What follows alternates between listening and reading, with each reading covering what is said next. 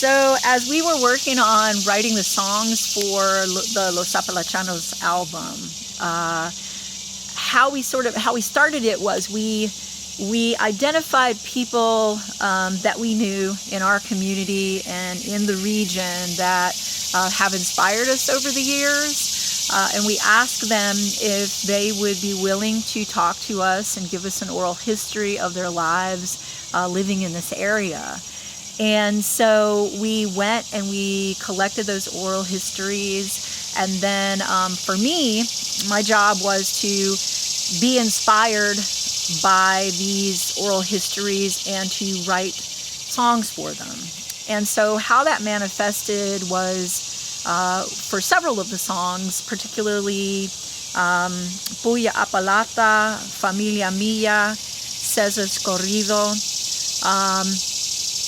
Those three particular songs, when I went away, I left and I went away for 3 or 4 days, and I spent the entire time meticulously listening to every detail of each of the oral histories. I would write down inspiring moments in the recording where people were talking about specific things, and especially those things that really made them light up.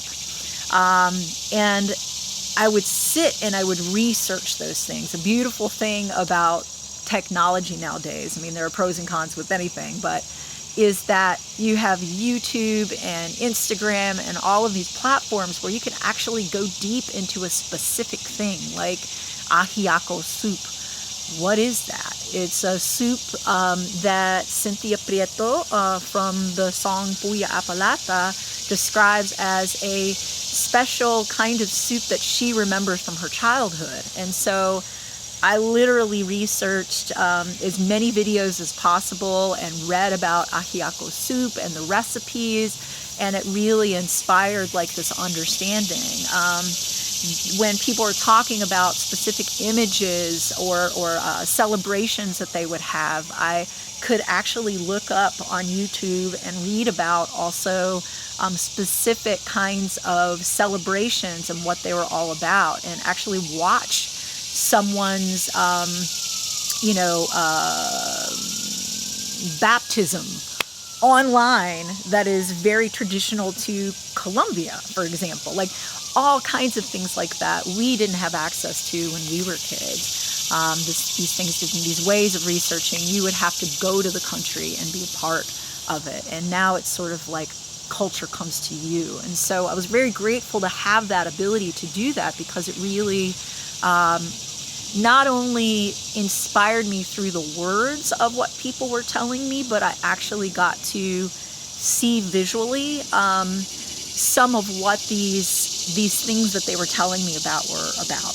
And so that kind of brought a whole other level of understanding, I believe. Now, you can't fully understand unless you're living a person's culture and breathing it and smelling it and hearing it and seeing it.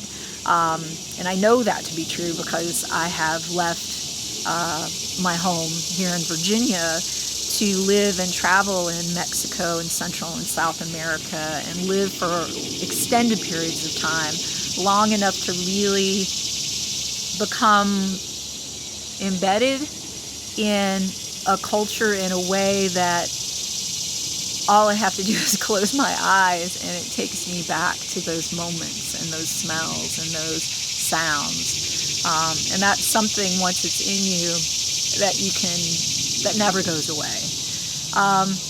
So in writing these songs, like, I think it was a combination of, seeing what made them light up, being able to research some of the things that they talked about in their songs, and then also my feelings of being able to identify with some of the things that they were talking about in their songs. And then the lyrics just started to flow.